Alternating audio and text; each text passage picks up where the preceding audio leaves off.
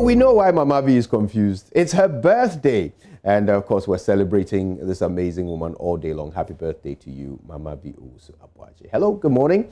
It's Thursday, and we have just one last quarter to go to the end of 2020. As the year rolls on, I wonder whether I might ask you something. How are you getting on? Are you renewing those resolutions you set for yourself in January?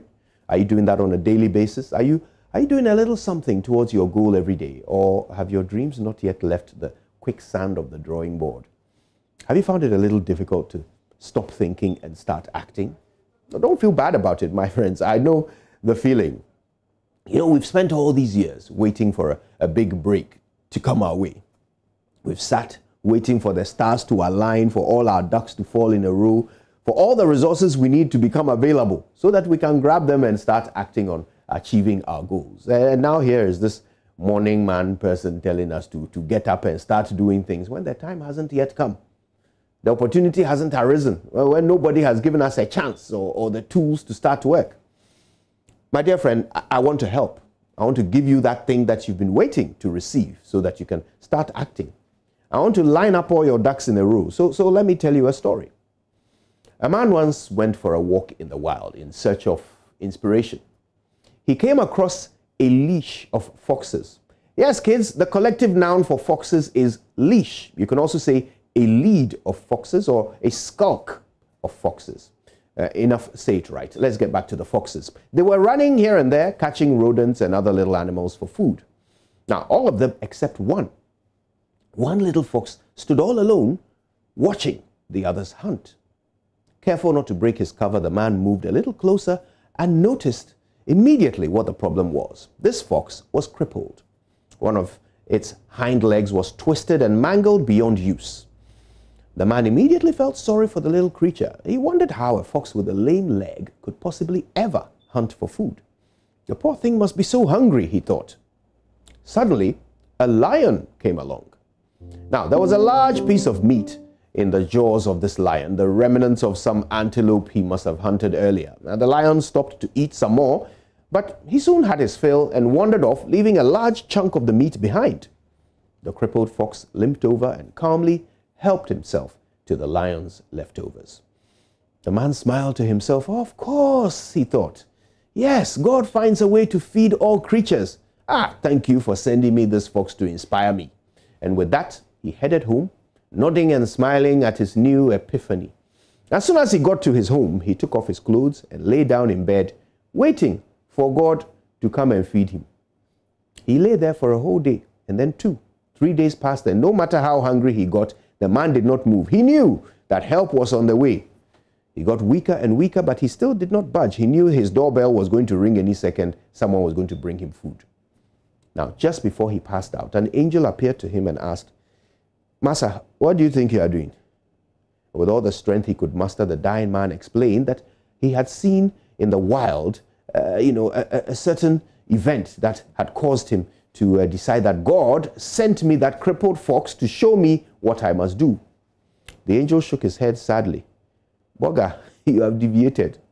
God gave you skills and talents in abundance so that you could create your own opportunities and make your own resources in such large quantities that others who lack talent may even benefit from your productivity.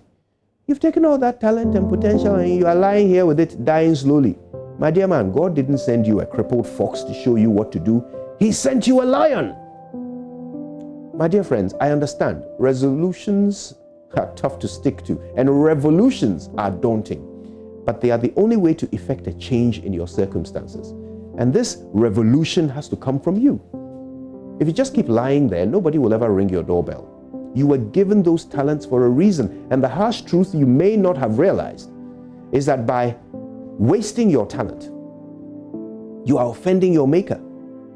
Pope John Paul II said that talent is a gift from God, and whoever discovers it in himself has a certain obligation to know that he cannot waste this talent. My dear friends, you've already been given everything you will ever need to succeed. You may be waiting for all your ducks to line up in a row before you start pursuing your dreams, but the truth is God already lined up your ducks at birth when he gave you skills, strength, and talent. I end with a simple verse written by Benjamin Franklin. He said, "Hide not your talents. They for use were made. What's a sundial in the shade?" My name is Kojo Yankson, and I am a lion, not a crippled fox. Good morning, Ghana.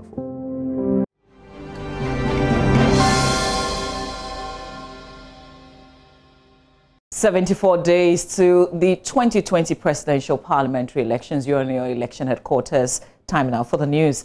President Akufo-Addo has assured the world he will ensure a free, transparent, fair, safe and credible election in December. For him, Ghana's reputation as a tolerant and working democracy will be jealously guarded as the country prepares for the 8th general election since the country returned to constitutional rule in 1992. He was addressing a virtual summit of the United Nations General Assembly. It is a matter of great pride to me that in spite of the difficulties in conducting an election during a pandemic, I'm able to state that all Ghanaians are agreed that we have to work together to ensure that the elections will be transparent, free, fair, safe, and credible. This will be the 8th election since we embarked on constitutional rule in our 4th Republic in 1992. Each of the elections has seen an improvement on the previous one, and we're looking forward to this year's passing off peacefully with characteristic Ghanaian dignity. We are keenly aware of the reputation that Ghana has built as a tolerant and working democracy, and we have every intention to nurture and improve upon it. Elsewhere, a group calling itself the United Headquarters in the Ashanti region says it is upset with the deceptive nature of politicians. The group says politicians make juicy promises to them during the electioneering period and dump them after they win power. According to them, they have learnt good lessons from the past and will therefore not allow themselves to be deceived with political promises ahead of the December 7 election. There's more in this report filed by Mahmoud Nuruddin. Hundreds of them gathered here at Bola Bola, a slum in their Swansea constituency. They are yearning for better treatment from politicians who come to them during electioneering season.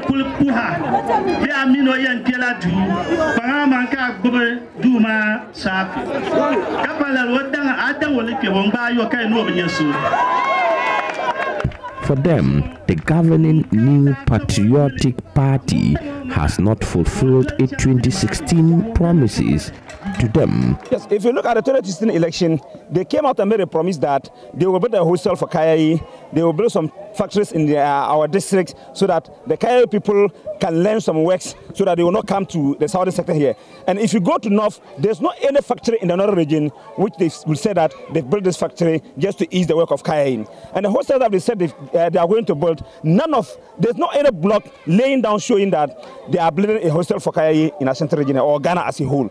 And if you look at what MPP has been saying to us, always they used to tell us, but looking at the regions that we're going to register, they came out to tell us that we are not citizens of this nation and we are not residents of Asawasi here again. So they should challenge our people for them not to register. Clearly, this man doesn't really meant what he said, that he was fighting corruption.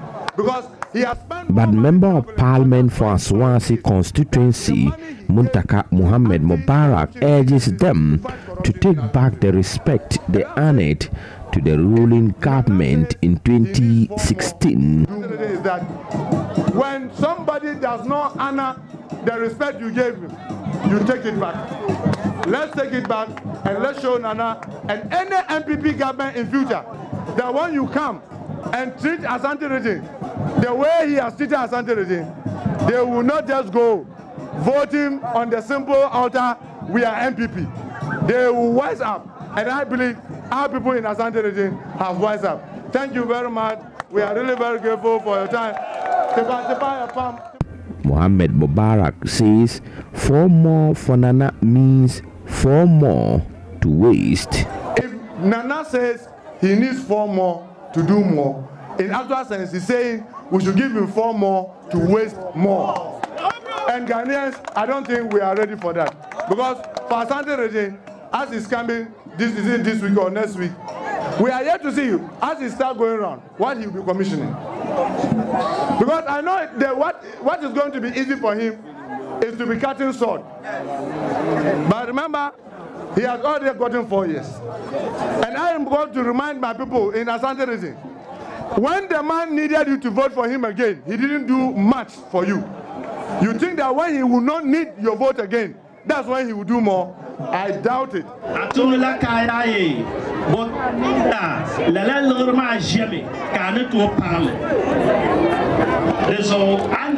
A report by Mohammed Nuruddin. Now, residents of Wale Wale say they are worried about the continued delay in completing the township road projects. They say deep potholes, open gutters and trenches left by the contractor make navigation difficult for residents anytime it rains. Correspondent Elias Tanko has more. The Wale Wale Township Road project began sometime last year and was expected to have been completed in 6 months. Since then, construction on the project has been very slow, frustrating residents. The project was initiated to, among others, control the perennial flooding in the area and boost socio-economic activities. But it's turned out to be a time bomb waiting to explode. Even though it is one of the government's most touted achievements in the Wale Wale constituency, the uncompleted project has left the town in a very deplorable state, with gutters, culverts, holes and drains all uncovered, posing a constant risk to the lives, while serious works are yet to begin on the roads in some neighborhoods. Others, which had already been asphalted, were peeling off and deteriorating rapidly.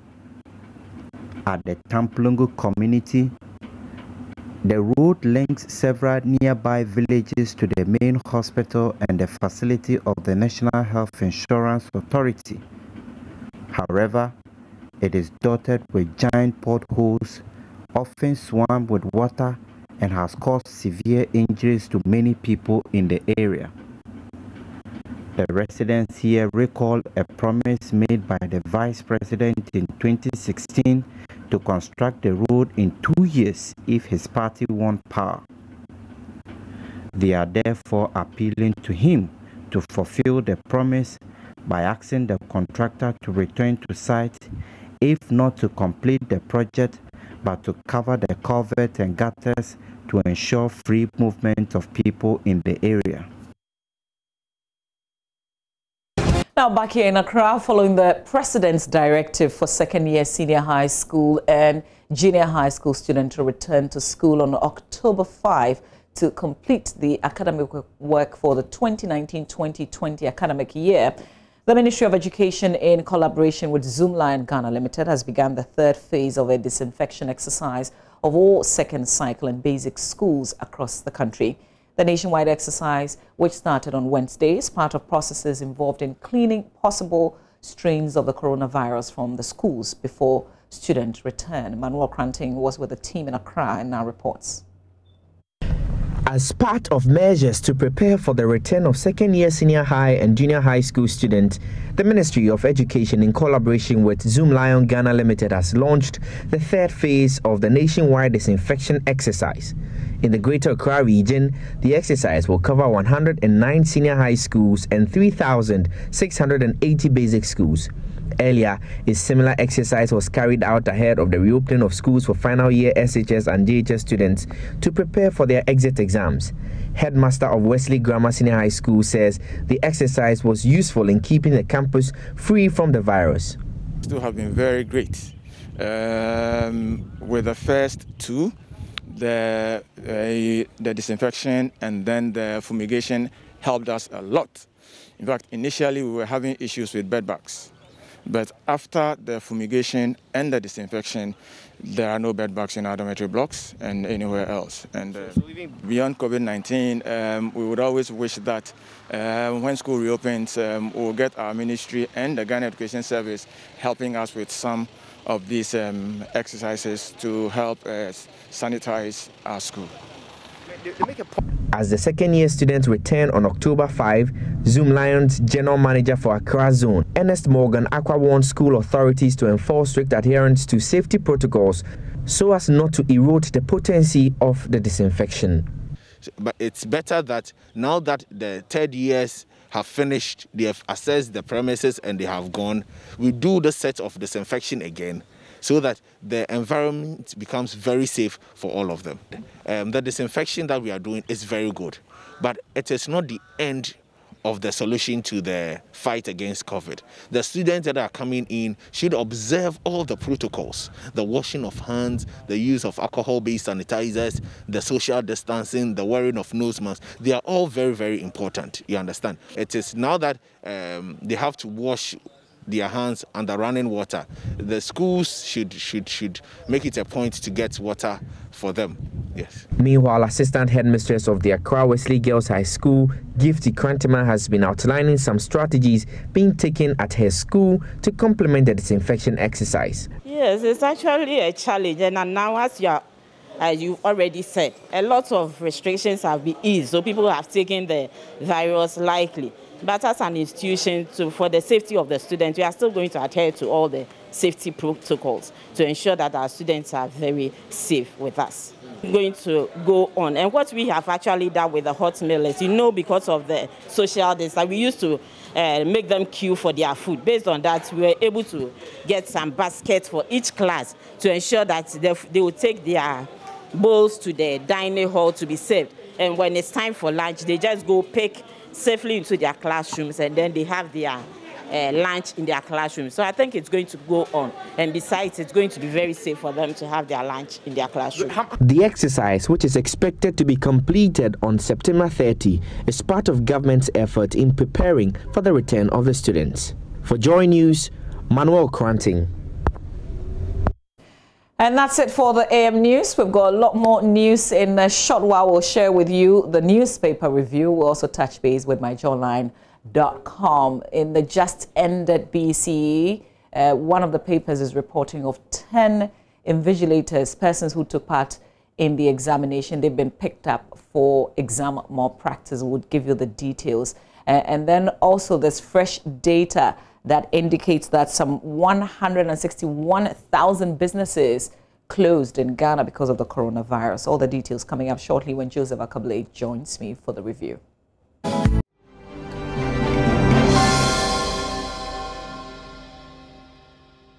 Welcome to the review segment of our show. This Thursday, the 24th day of September 2020, in the year of our Lord, Joseph Akabale is here. I've got a NSMQ tree. Charlie, you were trending yesterday. Yes, I mean, when you deliver, you always trend, and the people want more, but exactly. Unfortunately, it's not always that they get more.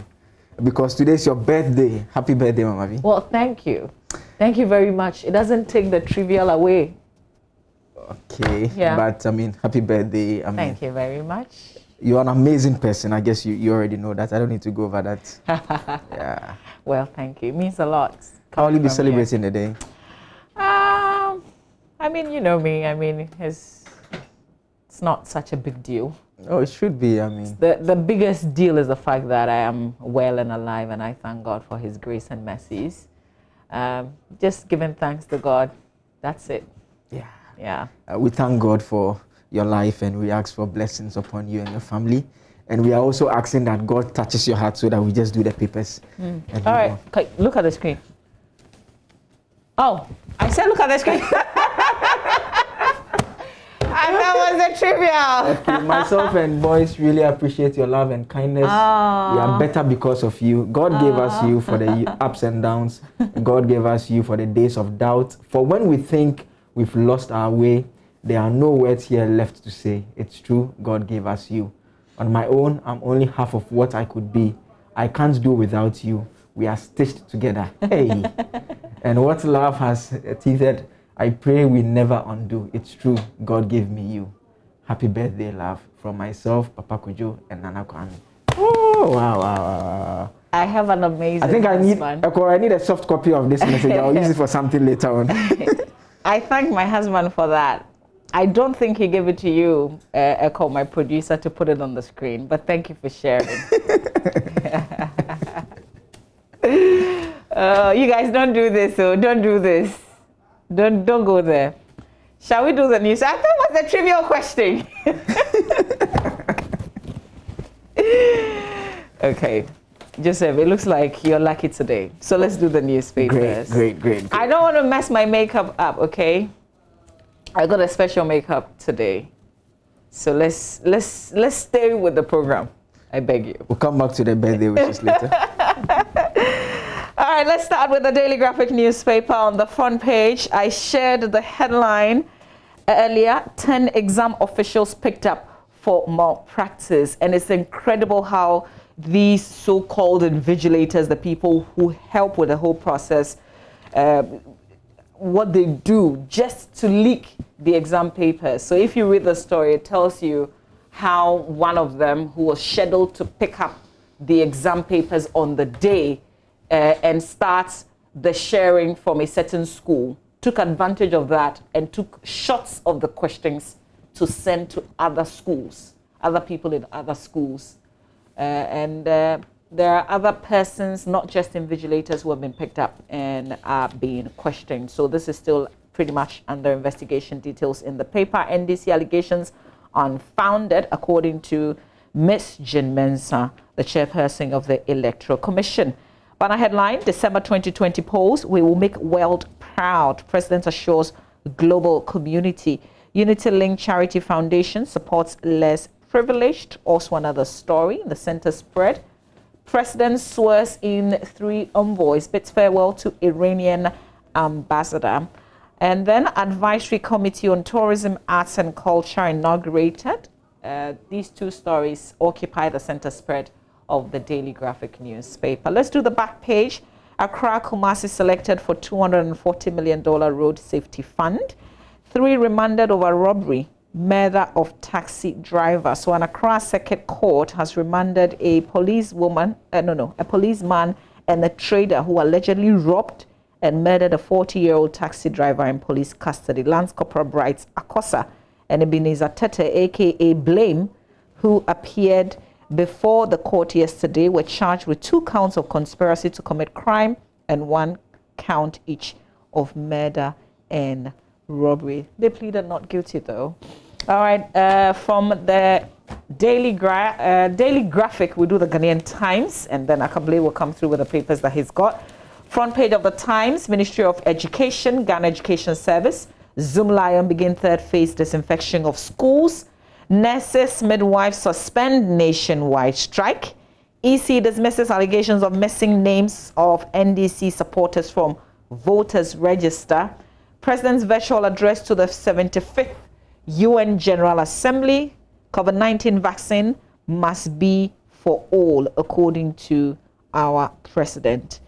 And there should be, even without COVID, there should be more virtual UN assemblies. Can you imagine all the talk about some heads of states, particularly from Africa, and the kind of people that they go along to the General Assembly with? Like loads of people. Like we spend so much. I recall during the media review, the finance minister spoke about how much the nation had saved. It was about 200 million thereabouts. I mean, just because of the ban on travel generally, and we couldn't travel around. They were doing more of the net. I mean, that's the good thing about COVID. Let's do virtual UN Assembly meetings. It will save us a lot of money.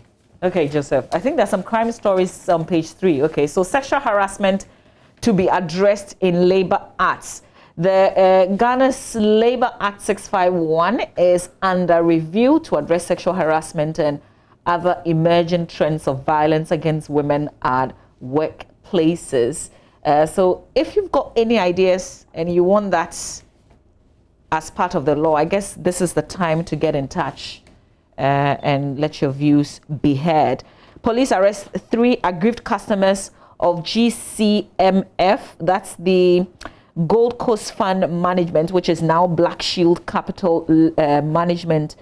And what have they done, or what did they do? The police, I think they said they were arrested when they tried to present a petition to the official liquidator. So details of that story is on page 3. And then 2 remanded for possessing weed toffees. This one says the 2 grabbed for possessing 24 sachets of substances suspected to be Indian hemp at Shell signboard near Spintex in Accra have been remanded into police custody by an Accra Circuit Court. The names are given. They've been charged with unlawful possession of narcotic drugs.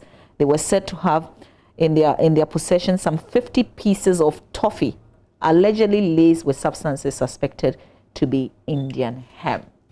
All right, Joseph?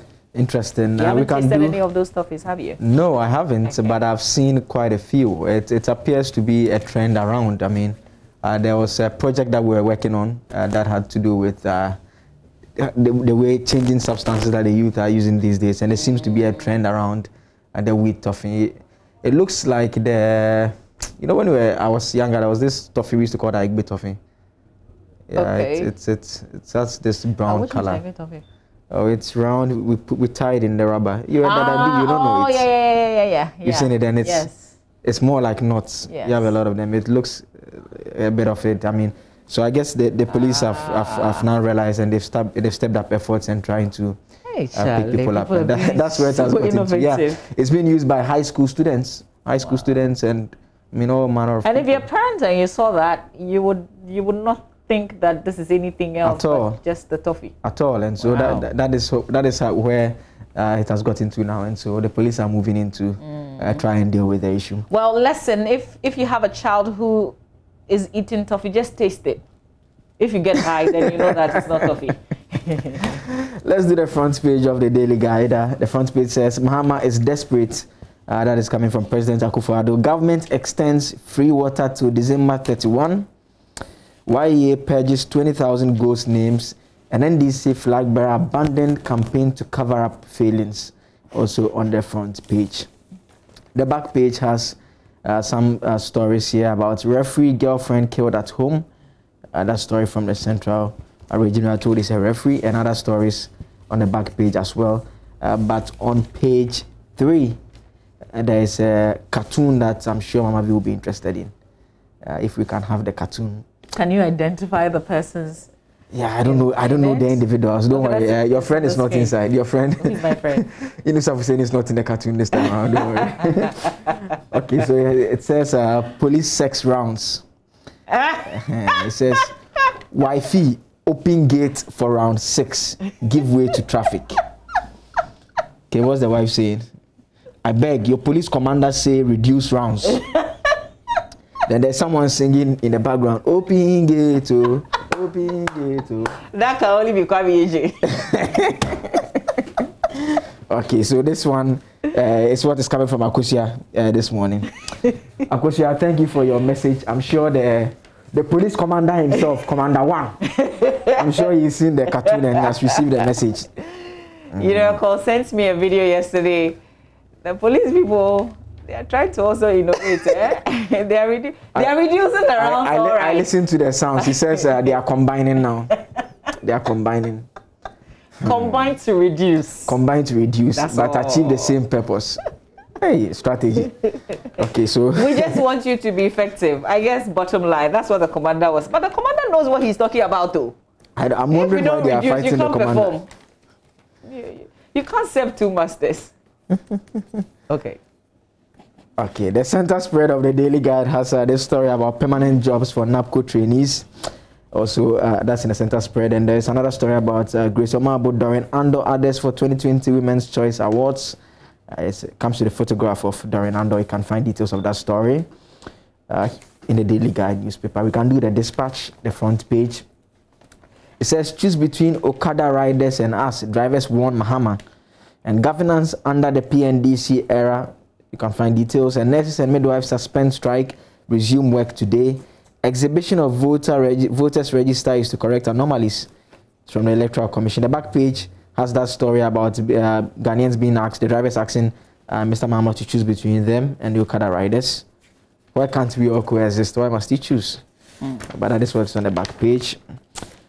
Yes, the center spread has a story on focus on Ghana's population size, composition and age structure, and another focus on Ghana's energy sector. The last one for me will be the Daily Statesman. The front page says, make COVID-19 vaccine available to all. President urges United Nations. And free water now up to December. Akufo-Addo offers more reliefs for Ghanaians. And NDC exposed over voters register false claims. The story about the water being extended is quite interesting. It's interesting in the sense that... Are you enjoying the free water though? Yes, I am. Oh, okay. I haven't felt it. Well, because we're not on the Ghana water. Okay, so that's unfortunate. Yeah, I mean, it's a whole community. In the months prior to the COVID-19, my landlady used to come around with the receipt for coming to ask for the water bill. She used to come around with it. But I mean, since the COVID thing to this period, she's not even come around once. And so I'm a beneficiary. But I mean, my concern this morning is from the budget media review where government spoke about shortfalls in revenues and among other things. But yet we see a deliberate effort to extend the freebies that we are enjoying to the end of the year. And so, I mean, the economists have raised this issue, and the question that we ask again is, what will be the impact after December on the economy? Because someone is paying for the free water anyways. Yes, absolutely. Do you want to tell Mr. President that, please, we don't want the free, we want to pay? Well... Because you're going to pay it like double, triple, quadruple. And even we've heard those who have actually said that, I mean, since it started being free, the supply has not been as stable as they want it to be. At my end, it's not the case. It's been fairly stable. Okay. The growth of I hope you're using it wisely, though, because that caution also came with the statement. Yeah. But there's a justification for that. They say it's because they want people to continue washing their hands as part of the COVID-19 protocols, which we all agree a lot of people are not even doing it these days. So there is a reason for it. It's not because of the election. Okay, so assuming like some people assuming COVID, so if COVID persists beyond December, would we still have it extended? Who knows? It could be extended in January. Okay. But try it after the election is declared and see if in the first year anybody can will take give it you off. free things. But to be fair, I mean, we need to commend government for the efforts they've made. I mean, obviously there will be some impact, which is the economists have warned, but at least they've tried to extend some one or two things to help people. But I mean, the impact is what we'll be looking out for. And it's strange that around this time of the campaigning period, the conversation, instead of it being around how to build a resilient economy post-COVID-19, it's centered on transport. We are talking about Okada, whether to legalize it or not. Meanwhile, the biggest challenge will be how to find money to do all the things that the two parties want to do, knowing very well that COVID has ravaged our economy. We are growing in the negatives, and we'll need a lot of brain work and time and, I mean, a lot of diligence and innovativeness to get the economy back on track. We have to bring that conversation back and set that agenda. Because when you have a very active opposition that is not in government, so we're not holding them accountable to the pledges that they've made. They are not using state money, so we can ask them to be accountable in that area.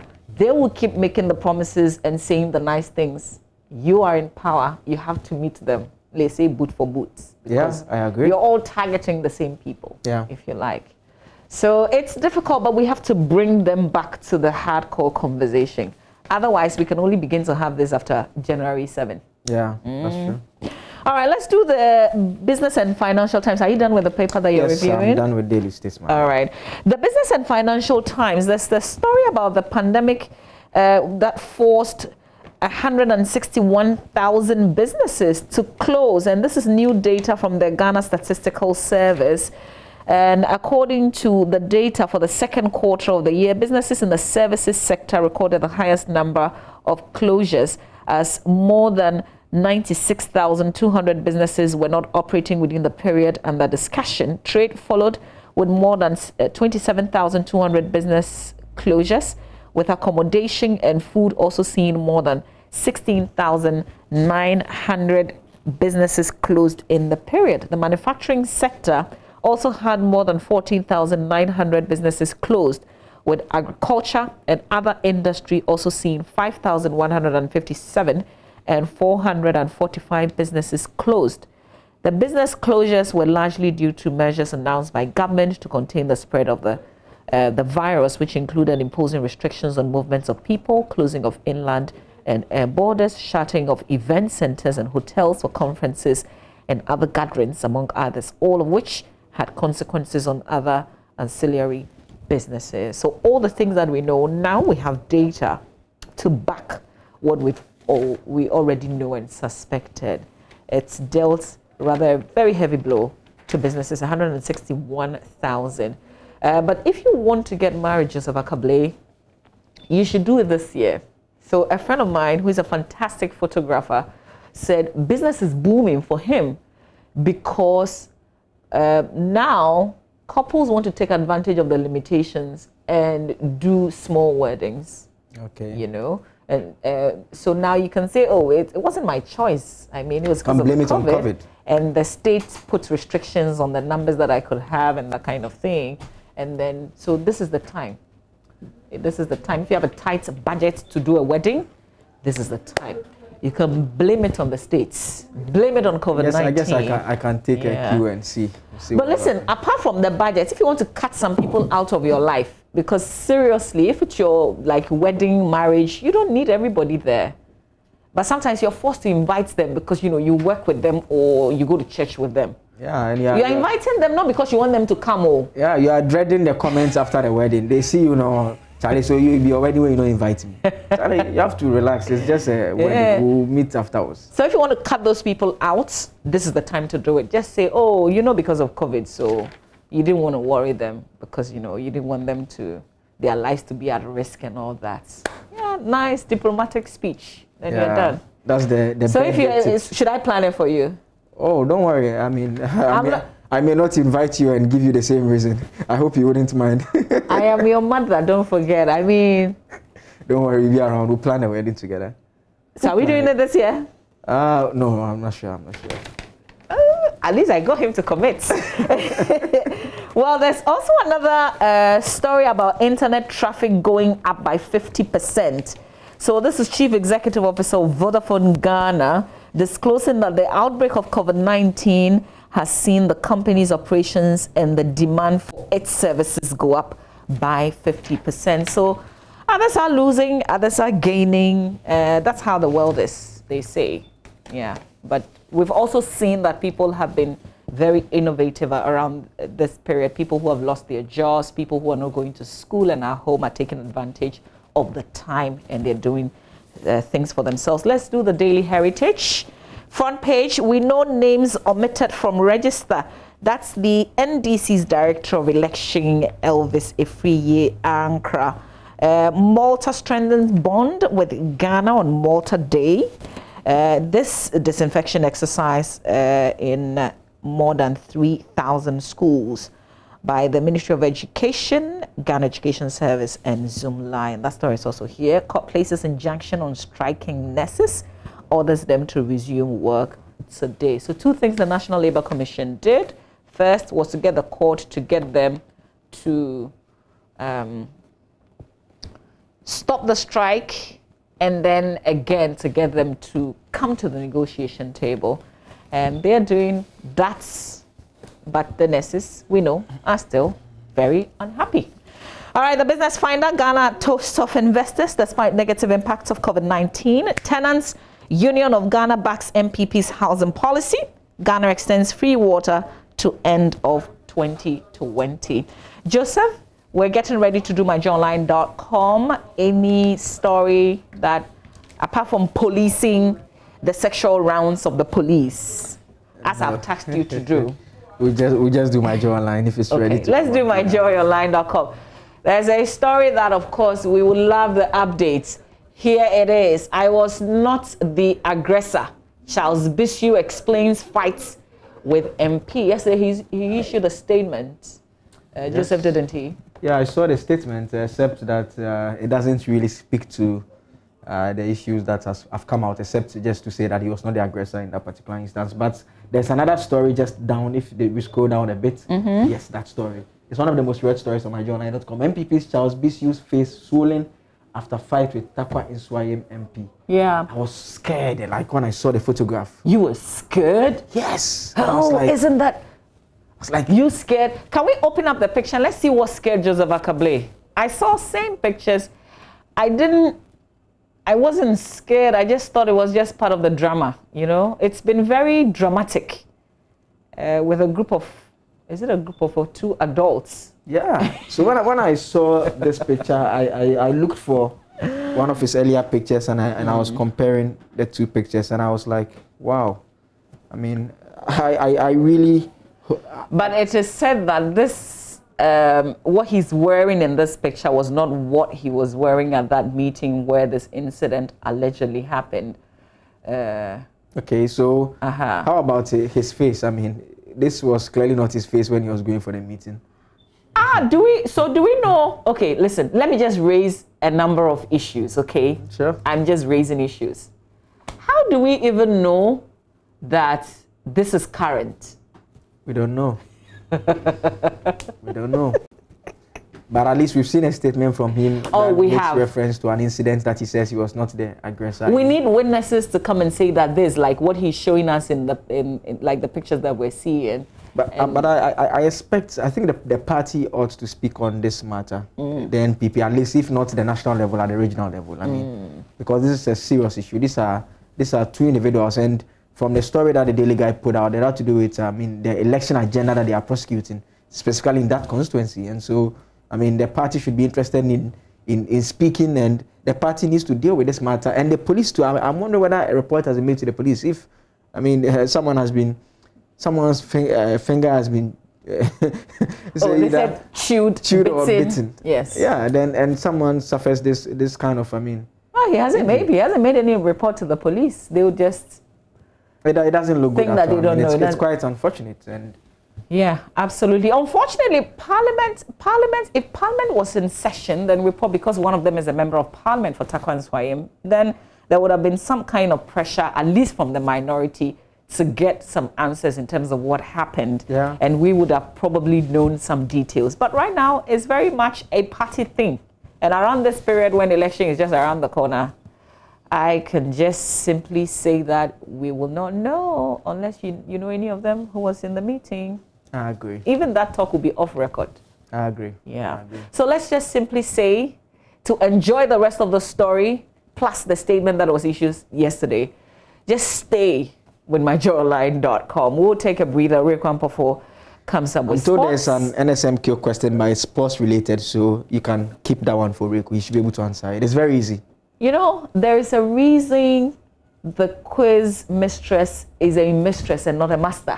Oh, this one, check the history. I'm just pointing. Have we ever had a quiz master?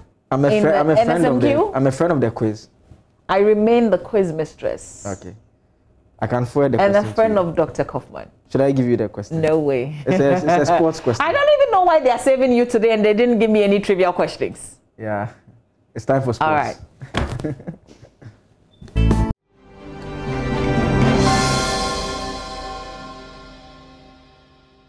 Hello, good morning and welcome to AM Sports with me, Reku. Ampofo, hope you had a good evening and you're having a good morning as well. We start off with some local stories and it's from the camp of Asante Kotoko where Nana Yampunsa says that the Porcupine Warriors are indeed close to signing a sponsorship deal with an English Premier League club. According to him, the deal is almost done as is 90% through and it will be confirmed soon. I can tell you here and now that we are about 90% through signing a partnership deal with an EPL club, English Premier League club. There used to be a partnership deal between Asante Kotoko and Sunderland. We are going to sign with another English Premier League club. What we sought to do is to plug Kotoko into that EPL club. Whatever they have there, we need to have it here. If not in the same size, but a replica. We're going to have that.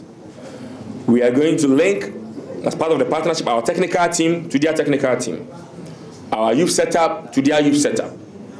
That English Premier League club has about the best academy in England and arguably the world. They've produced superstars. So our youth setup is going to plug into their youth setup. We're going to have exchange programs. Our commercial side is going to plug into their commercial side. We're even going to syndicate for sponsorships together. Our administrative setup is going to plug into the administrative setup to ensure that we have a functioning team. Our supporters, front, the trust is going to plug into this. So we run Kotoko as a professional unit. It's good to have such synergies, it's good to have such relationship and partnerships, so you can have that economies of scale and benefit from same.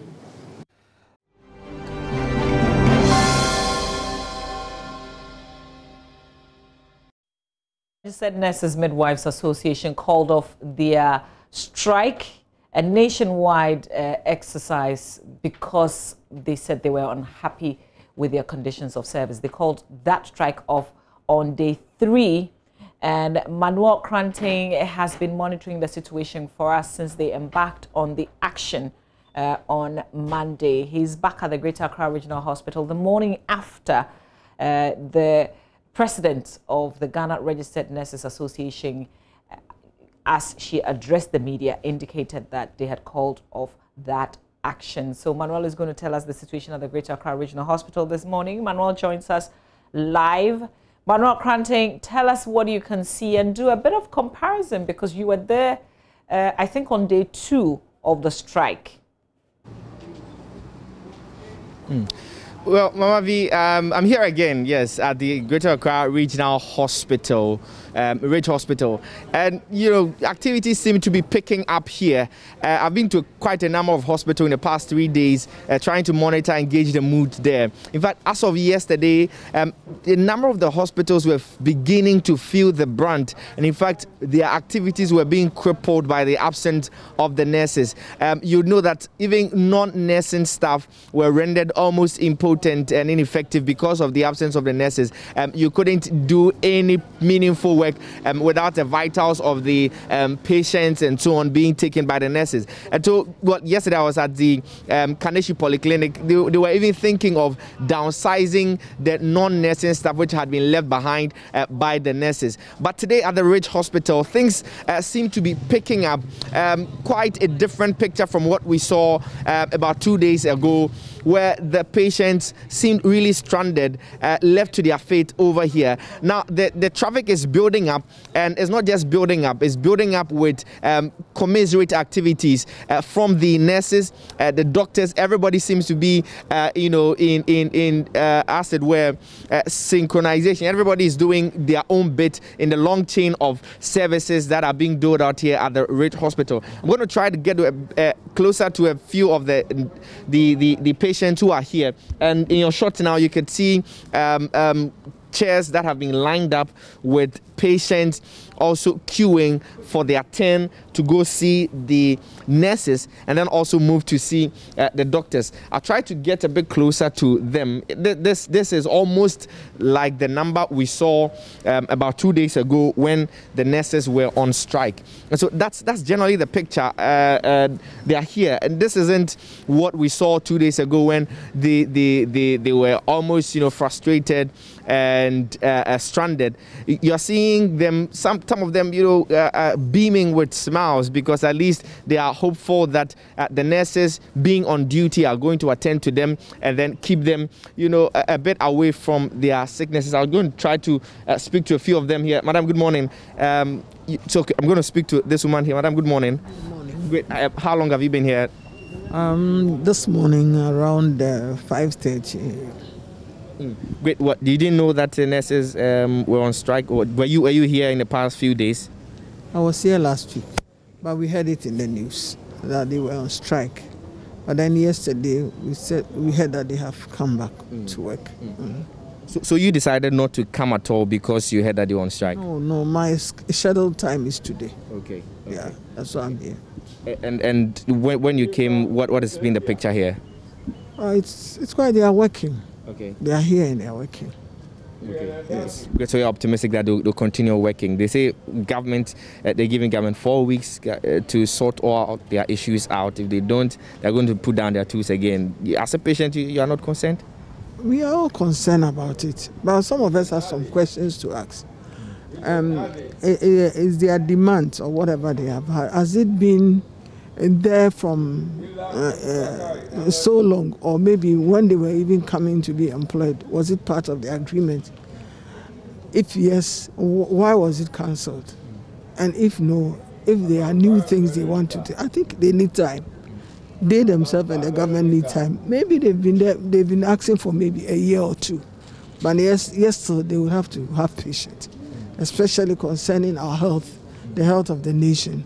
So they should take those things into consideration and then probably see how far they can go with it. Yeah, great. So you're hearing one of the patients being quite reasonable with the situation, calling on government and even the nurses also to Jojo, and as it were, find middle grounds to continue the services going. They don't want it interrupted so that, you know, it affects the patients. And you could see some of the nurses over there already, you know, reporting to duty in here where their vitals are taken. And we'll try to get a bit closer to the gentleman who's been calling out the names and then also the numbers of the patients here. My boss, quite a different picture this morning away from 2 days ago. How's it going? I'm going to talk to the nurses in charge. The in charge. So the in charge is here. Yeah. We'll try to get a bit closer to them and then get you some pictures. But as we try to do that, let's speak to a few more of the patients, because, you know, they seem to be at the, you know, the heart of the feud, as it were, between government and then the nurses. Like they say, when two elephants fight, well, the grass is what suffers. And so they are the patients, and they are the ones that are expecting their services. We'll try to speak to a few of them. Madam, good morning. Good morning. Madam, how long have you been here? Like, I've been here 4 months ago. Yeah. Today? Today I've been here about like 3 hours ago. 3 hours. So you're seeing the nurses, they are at post and they are working. How does it make you feel? I heard that they went for strike, but they resumed this morning, so they are preparing to come attend to us. Yeah. And when they were on strike, what were your feelings? Well, I felt bad because without them, the patients, what are we going to do? So they have to take care of us. So we feel bad, but we thank God that they have come back. Yeah. So you're hoping that they continue to be at post, correct? Yes, yes. They should be at post. Great. So she's also telling me that they are happy, really, that the nurses have come back to post, because when they were away, they're feeling bad because they take care of them, in her own words. And I'll try to get closer to a few more of the people. I see them, you know, in pensive moods, you know, trying to listen attentively as the numbers are being called out in the background, as you can hear. But let me speak to this lady here. My lady, good morning. What's your name? Rosemary. Rosemary, what are you here for? Oh, I come with my mom. Okay, you came with your mom. Were you supposed to have come here earlier? Yes, we come earlier at 4 p.m. Okay. At 4 a.m. We're hoping for the rest. We're hoping for the nurses. Yeah.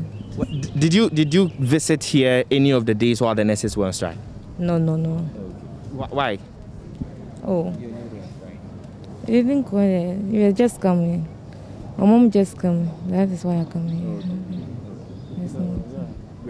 All right, so she's telling me that the nurses were on strike. A few more of the patients here this morning. Let me try to get a bit closer to this lady here who, you know, the nurses are on duty this morning. My lady, good morning. How does it make you feel as a patient who is coming to the hospital, knowing that they've been on strike for 3 days? Today they're on duty. I'm so glad they are on duty, yes. This is my first time coming here. You are glad they are on duty? Yes. Well, they make a point that the government is not, you know, really concerned about their own, you know, welfare and so on and so forth. That's why they lay down their tools. They've given an ultimatum of 4 weeks, after which, if their concerns are not met, they'll go back again. You are hopeful that things will be ended before then? Yes, I hope so. I hope that the government sorts out things with them very as soon as possible. Yes, so that we can. I hope the government sorts out things with them as soon as possible, so that we can visit the facility anytime we want to come here. Yes. Okay, great. She hopes that the government will sort it out immediately so that they can visit the facility any time that they want. But I mean, you look at the numbers that have been given out, they're being called out. What's the rate of movement? Do you think it's moving well? Yes, I think it's moving well. Yes, because we learned they were on strike and we heard they've resumed. So the number of patients here is encouraging. We are hoping that from tomorrow next, everybody can come here. Yes. Great. So that's generally the picture. In fact, the nurses who speak to me off record tell me that they are not taking anything out of the services that they ordinarily render at the hospital. It is a full service that they are giving, at least for the next 4 weeks, until government sorts out their issues. And so, anybody who visits the Rich Hospital would receive almost the same, in fact, the same services that they've been receiving prior to the strike that we saw last Monday. And so generally the picture is almost calm, and things are returning to normal here at the Rich Hospital. The patients seem a bit satisfied that at least the nurses are back to post and are attending to them. That also means that the doctors who were taking extra roles earlier in the week will now have to return to their normal routines, which will take the pressure away from them also. So generally things falling back in place at the Rich Hospital, and that's really the picture over here. Mama Viv, can you hear me? I can hear you. I can hear you. Manuel Kranting, our roving man, really appreciate it. Thanks for this conversation and telling us what the story is at the Rich Hospital. Appropriately so, because Manuel was there just 2 days ago when the nurses were on strike. Let's cross over from Accra. Let's go to Techiman, to my colleague Anas Sabit, who is at the Holy Family Hospital. Anas, good morning, if you can hear me. Tell us what's happening at the Holy Family Hospital after the strike was called off. We are here at the Holy Family Hospital. This is the largest hospital in the Bono East region. It serves as a referral center for most of the areas in the region. And as at now, I can see only a few of the nurses on the ground. We have also a few patients coming in. I think the information has been working out well with the people, and that the nurses resuming their duties this morning. So we see, unlike before the strike, a lot of people have been in the queue this morning. But unfortunately, when we go to we spotted only a few people here. But I spoke with some of the nurses off camera, and they say today they are resuming their work in full. And so all kinds of treatment will be given to the patients who are on the ground. But the fact is, only a few of the I am afraid we have to let Anas Sabit go because he's not quite audible. There's an issue with that audio that we have to work on it and return to him. The Holy Family Hospital in Techiman. But let's cross over and go to Rafiq Salam, who is in the Upper West Regional Hospital, to give us a situational report. Rafiq, a very good morning to you. The nurses and midwives resumed work today, 24th of September. Explain what's happening at the Upper West Regional Hospital to us this morning. I can tell you, Mamabi, there are early hours yet at the Upper West Regional Hospital, and I can report to you that a dozen of patients are right here, but the nurses and then also the midwives are not currently at the OPD. I'm told that OPD services in this hospital starts around 8 o'clock. And so I've seen a dozen of patients are trooping into the hospital, and they are yet to be attended to. I spoke to the few nurses and midwives around, and they told me that today they are going to resume full services at their facility.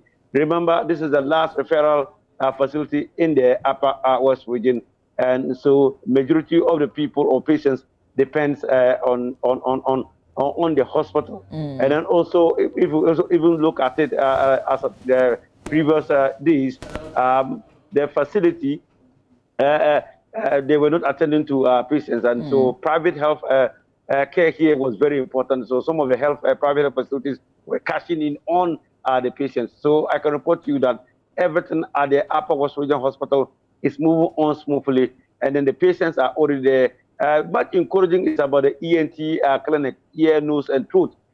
They were operated last week, and they were asked to come for review today, and so they are patiently waiting with bated breath for the nurses to come to attend to them. Quickly, Rafiq, let's talk about the impacts that this 3-day-old strike had on the people of the Upper West region. What are some of the stories that you can share with us?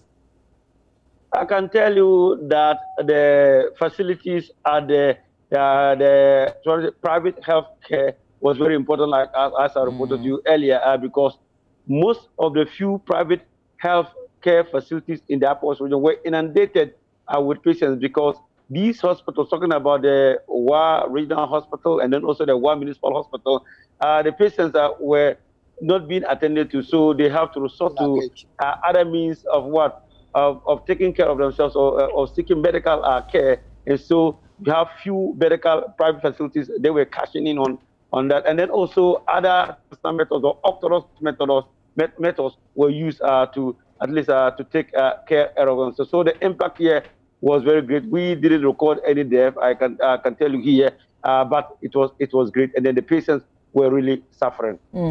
Well, Rafiq, we thank you very much for that update. Rafiq Salam reporting from the Upper West Regional Hospital. So from Upper West, we move to the Ashanti Regional Capital, Kumasi. Nanaya Ojima is reporting from the biggest facility, Komfo Anokye Teaching Hospital.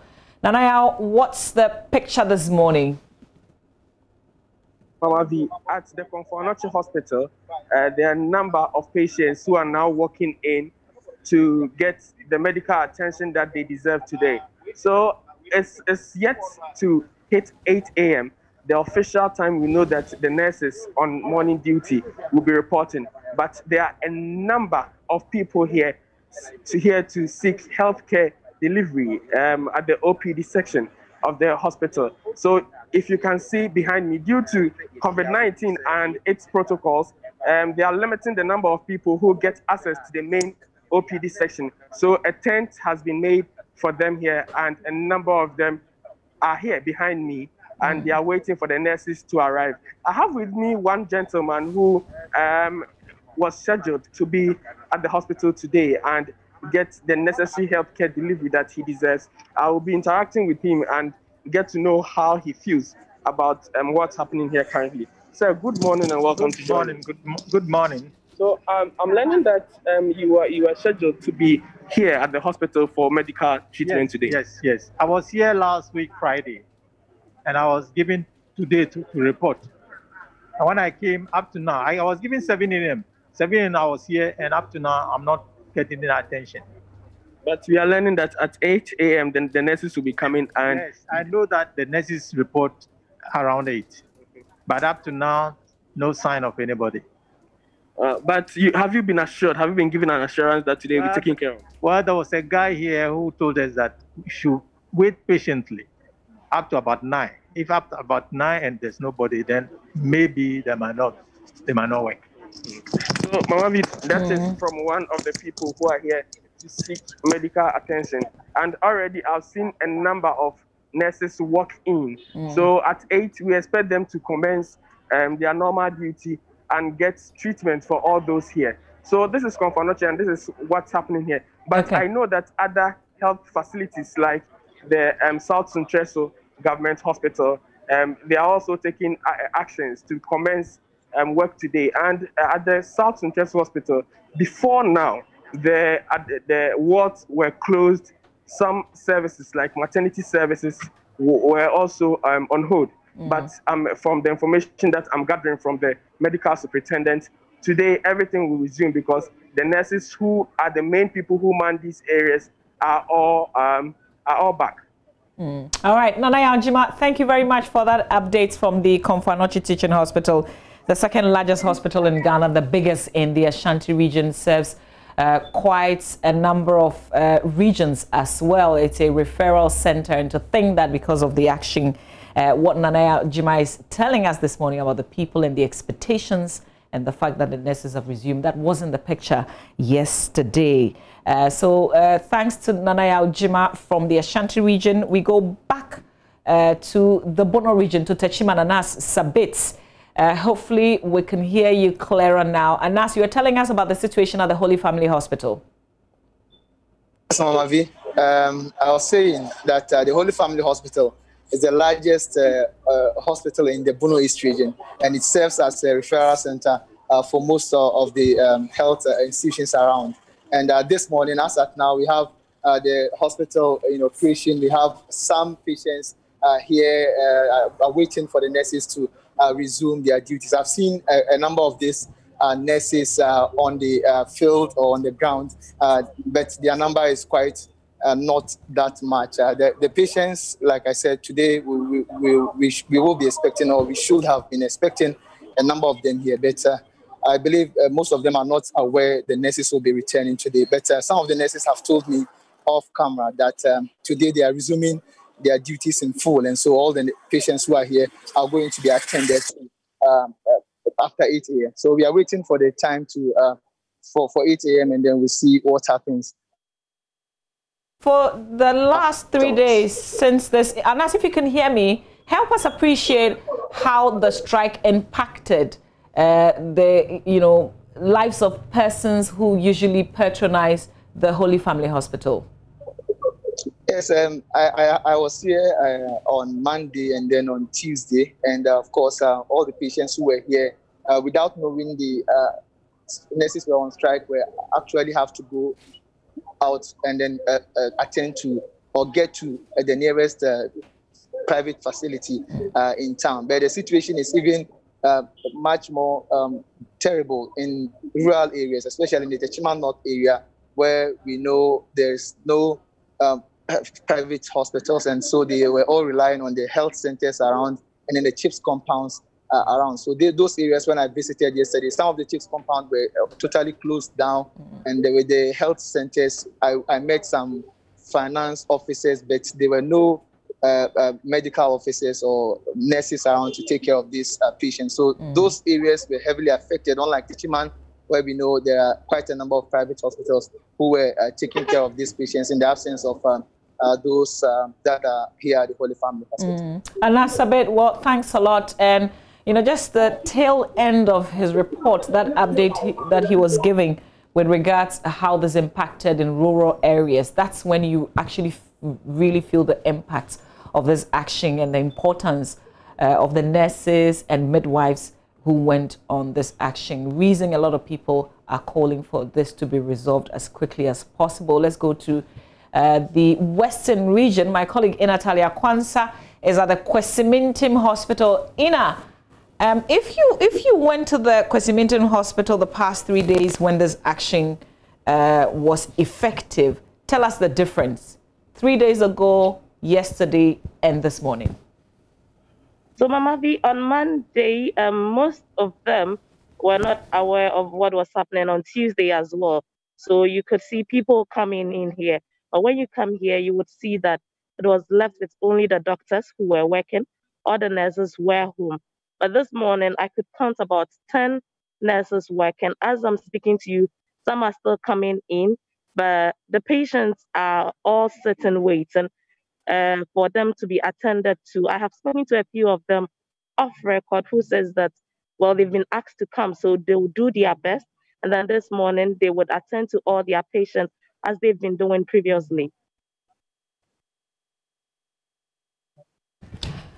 All right. Natalia Kwansa there reporting from the Kwesimintim Hospital. Ina, thanks a lot for that updates from the Western region.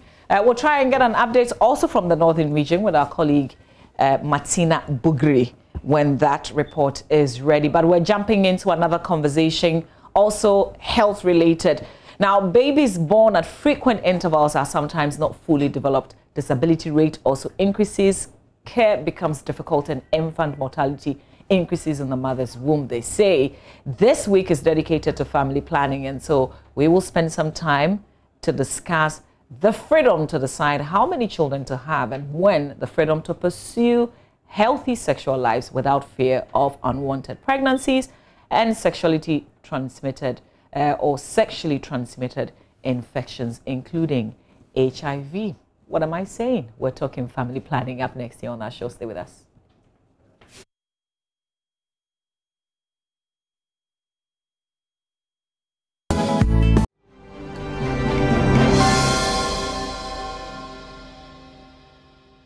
Dr. Emmanuel Ame is a obstetrician gynecologist, and he's my guest as we talk family planning. We want you to be a part of the conversation. So just from the very beginning, you're welcome to send us your messages or give us a call so we can have this conversation together. Dr. Ame, good morning. Good morning. Thank you very much for your time. I think this conversation is timely for me because I was thinking I'm on IUD. Okay. And it's been, I think, 7 years. Okay. This was for 10 years. I was asking myself, do I have to wait for the 10 years to go and change it? Okay. So first of all, I want to say congratulations to you for being on IUD, because you're one of the people ensuring that our future in Ghana is quite secured. For the IUD, you could be on it for, previously it was for 10 years. Mm-hmm. Now it can be there up to 12 years. Although we say it is for that number of years, you don't have to use it for that up to 12 years before it is removed. At any time you are ready to continue your reproductive life, you could go to any of the clinic and it will be removed for you in a short time. Okay. Yeah. So now, after I remove this, I can do 12 years? No, so you can, the one that is there now can be left there for up to 12 years. Oh, really? Yes, please. Hey, yes. Wait, when I was doing it, they said 10 years. Yes, please. But you see, one thing about science is that science is advances and we do a lot of research. We found out that the IUD, we said it could be there for 10 years, could be left there for up to 12 years. Oh, yes, please. Okay. But can I still try other methods? I'm absolutely comfortable with this one. But can I try other methods? Oh, yes, yes. The good thing is that in Ghana, we have a wide variety of method mix for family planning method in which you can use. And then at least we have up to 12 to 13 methods you can use in Ghana. Family planning is an individualized thing that you go there, you're given some counseling, you look at the method that is appropriate for you. Once you make your choice, the health provider will assist you to ensure that the method you have chosen is okay with you. And once it's okay, you can choose any method at any time. It's good that you're a man and you're talking to us about family planning, because one of the things I wanted to do this morning is not to make this conversation a women's conversation. Family planning is not just about women. But let me ask you, since you are the expert, how involved are men? Okay, these days we're having a lot of men getting involved in the family planning practice. What is happening is that nowadays we see a lot of men who come with their wife to the healthcare facility to receive the family planning method. And it's been shown that when the men are involved in the choice of the family planning method, the continuation and the use of the method, either by the male or the female, tends to be longer. And then the benefit is not only for the family that's involved, but it's a benefit that goes beyond the individual. It goes to the society, it goes to the nation. So the more men are involved, which is increasing these days, the more people we see that use the family planning method and are able to retain it for the period they desire. Okay. The natural family planning, is it still reliable? And explain to us, maybe we should go back to a bit of the beginning, the different types of family planning, including the natural method. Okay, so there are quite a number of family planning methods, like I said earlier on. We have quite a number, so I just list them for simplicity. We have what we call the natural family planning method, which includes a woman understanding her reproductive cycle, and together with her partner, they agree to have unprotected sex at the time that it is safe, and then avoid unprotected sex at the time when it is not safe. That's what it means. Yeah, but tell us what the safe period is. Okay, so the safe period is it differs from one woman to another. And that is why when you're going to choose the natural family planning method, when you're going to choose the natural family planning method, you have to do this in conjunction with the health service provider. So they will help you identify it. So today, I'll give you an example. One of the things that has been done to make it easy for every woman, let's say, for example, a woman is going to use a calendar method. We now have what we call the circle bead. The circle bead is just a bead that makes it easy for a woman who fits the criteria to know that, okay, if the beads are on the color brown from these days, it means that I'm safe to, it is safe to have unprotected sex. Once the beads are on the white one, it is not safe to have, it's not safe to have an unprotected sex. That's one of them. You also have the women using their understanding of the secretions from the vagina, and using that you are able to know when it is safe and when it is not safe. Oh, you can tell from... Yes, the secretion. Oh, so okay. If you go to a clinic, you'll be taught how to do that. But like we said, for each one, there are certain criteria that must be met. And it is you together with the healthcare provider that can make that decision. But one of the things with the natural family planning method is that if you do not have a motivated partner, especially the men, you are not a candidate that should be using that, because it's likely going to fail. Okay. Now, we have other methods, but these are examples of the natural family plan. Then we have this, the contraceptive pills.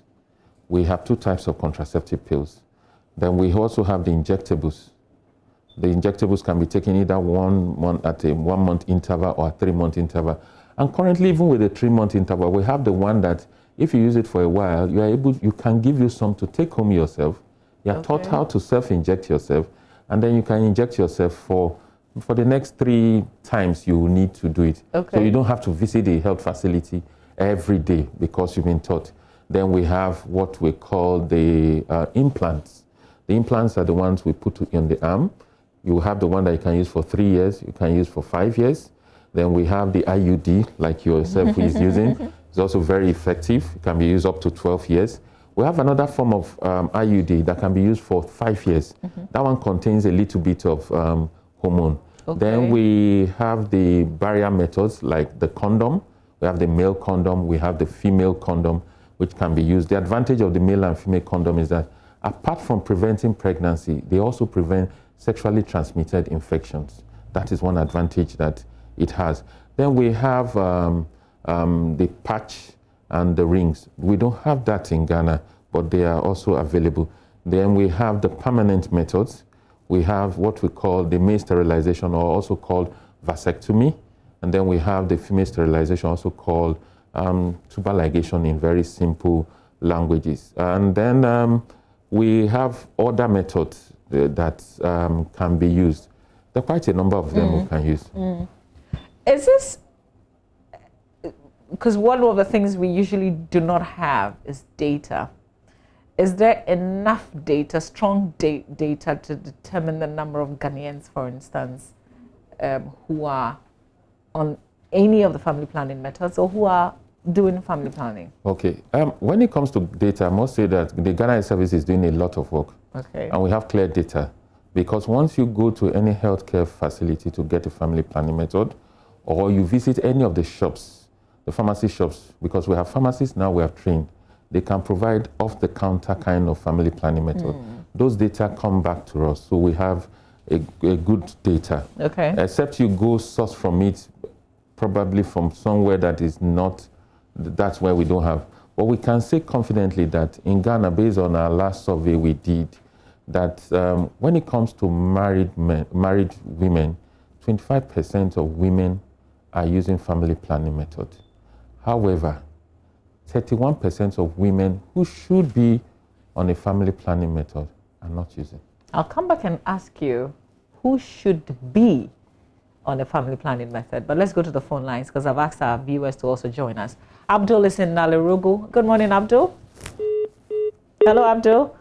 I'm afraid I think I lost you there. Do I have Mariam? Mariam in Kumasi. Hello, Mariam. Okay, we've lost you both. Apologies. Kindly give us a call back on the numbers on the screen. Who should be using family planning?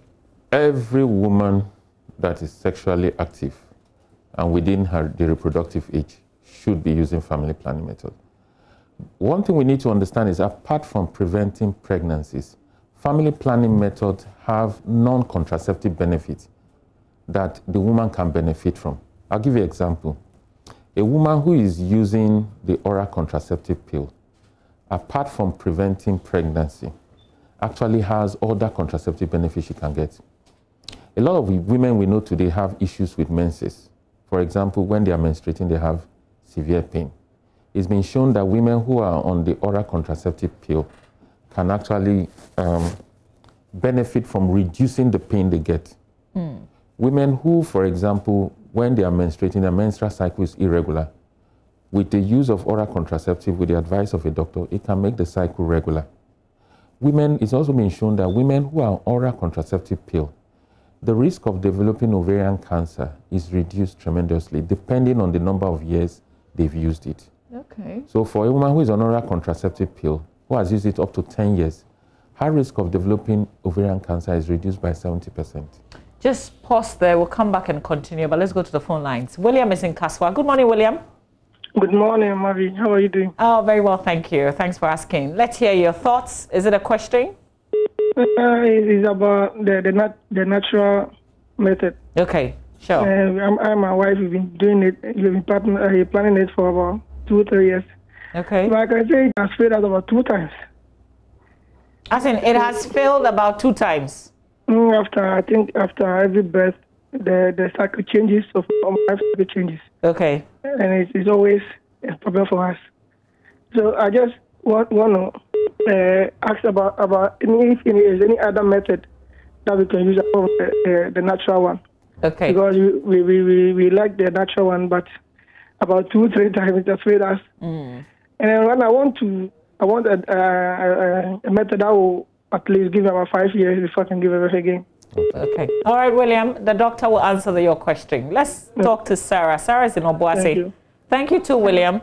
Sarah is in Obuasi. Good morning, Sarah. Good morning, Mama V. Yes, Sarah. I hope you're doing well. Yeah, mine is actually a question. Okay, sure. Let's hear it. I'm not family planning, to be precise. Okay. Mama V, I want you to ask the doctor for me. I have my menses on the 11th of September. Hello, Sarah. Oh, I'm afraid we lost you. Kindly call us back. I know you said it's not family planning related, but my guest is a gynecologist, so that question is still welcome. Yeah, I think it's related. Okay, yes. All right. Let's talk to Jude. Jude is in Abeka. Good morning, Jude. Morning. Yes, Jude. Thanks for calling. Let's hear you. Please, I wanted to ask whether men too, they have their own. Okay. Yes, they do. Is there a follow-up question? Doc will explain it. Okay. Okay, so you just keep watching and listening. The doctor will explain all that. Amankwa is in Kumasi. Good morning, Amankwa. Yeah. Yes, Amankwa. With the issue of family planning, I've been advising my wife to practice any of them. Okay. But she is reluctant because her elder sister practiced one of them and she was having complications with her. So she is afraid to practice it. So any advice, or do we have any negative effect when we decide to take any of the family planning? Okay, that's a very good question. We'll come to that, Amankwa. Thank you very much for calling and sharing. Ibrahim is in Wa. Good morning, Ibrahim. Good morning. Yes, Ibrahim, you're on air. Let's hear you. Okay, Peter, I wanted to ask you, when can a lady for pregnancy do after the period? You know, it's 3 years after menstruation. So I don't know the number of days. Ibrahim, I'm afraid you have to ask the question again, okay? Okay. Hello, Ibrahim? Yes. Please ask the question again. We didn't quite hear you. I said, how many days can a lady be after sex with her pregnancy? Did you get the question, Doc? Okay, we were having that interference. Ibrahim, I'm afraid, can you come again just for the very last time? Is the question, how soon does the menses return after pregnancy or giving birth? Not really. It has been that a lady can have a sex with an unprotected system as in constant after pregnancy after some days of a period, menstrual cycle. Oh, how many days can it be safe, you mean? Yes. Okay, all right, sure. I guess it's the natural method that he's asking, Ibrahim. Okay, thanks a lot. Let's talk to Joseph in Takrady, and then we'll hold on with the calls, address the issues that have come back, and then have come up, and then we'll go back to the phone line. So Joseph is my last call, at least for this segment. Joseph, good morning. Good morning, madam. Yes, sir. You're on air. Let's hear you. Please, my wife had a miscarriage a week after our wedding, and went to the hospital to remove the rest of the clot. But after 1 year now, she has not been able to conceive again. I want to know. I want to ask the doctor if there's a problem or what might be the cause of that. Okay, Joseph, that's a very painful experience that you went through. We thank you for sharing, really, that very personal experience with us. Joseph in Takrady, thanks for calling. We'll address your issues. Doc, let's go back to William in Kaswa was asking about the natural method. Am I correct? Yes. Okay. So let me start that one of the reasons we have problem with the natural method is that a lot of times people don't, when it comes to the natural method, very few people actually go to see a health service provider to teach them how to use it. And like I said, if you go to see a health service provider, you don't just take the method. They will assess both of you and your partner to see if you fit. Remember I said that for natural method, if both couples are not motivated, they are not candidate. You know, sex is something that a lot of time, once it wants to happen, it happens. And if you are not well motivated, and maybe the day you are going to have sex, that is the day that it is unsafe.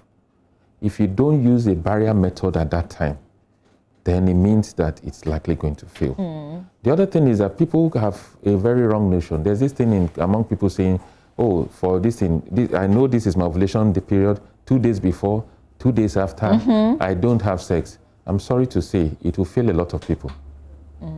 Because the sperm can last a longer period of time, even after it has been deposited, and it can still get a woman pregnant. Okay. So the sperm can last up to 5 days, and sometimes, in some cases, up to 7 days. So if a woman has sex 7 days ago, and you are doing your 2 days before and 2 days after, obviously pregnancy will come. That is why we say that irrespective of whatever method you want to do, go to a family planning clinic. You'll be taught properly. You will be assessed to see whether it's fine. So what our advice for William is, please get to a family planning clinic. There are quite a number of methods that can be used by you. They are very, very effective. The effectiveness is very, very high, so that you can prevent pregnancy. He says he wants to prevent pregnancy for the next 5 years. Then together with your wife, you can use a method, have a lovely time together for the next 5 years, and when you are ready, you can have... There's a related question, which I think has to do with the myths and other people's experiences. And so others, after hearing those experiences, they tend to be afraid. What can you say with the question related to a sister who had used a method and was having an unpleasant experience, and so the wife is afraid to also go in and do family planning? Okay.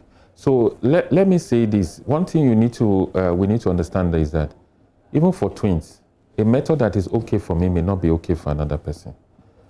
No, the second thing is that at the counseling, at the family planning clinic, there are some things a woman may observe that normally will be worrisome. But when you are counseled properly, you are told about it such that you don't worry. And even if you see it, usually you could come back to the clinic, you're giving some 1 or 2 things and it will go away. I'll give you an example. Some women will tell you that when they start, for example, IUD, some women will tell you that the first 3 months they notice that they have cramps or their menses is heavy. Heavy. I had heavy menses. But once you go back to the clinic, you're given the medication for just 5 days, it stops. And usually, like, you could notice that after the first 3 months, most of those side effects that you notice they disappear. I didn't go back to the clinic because the nurse informed me of what was going to likely happen. So I knew about it. And then she promised me that it was going to become normal after a certain period. So I just relaxed. Good. And that is counseling we're talking about. Because counseling is supposed to inform you what you should expect and what you need to do to handle it. I'm sure that even with the counseling you had, if it was persistent, you would have gone back there. Absolutely. Now, the other thing I need to say is that because there's a wide method mix, if you use a method and you are not too happy with it, then you could go, either it is addressed or you could change to another method.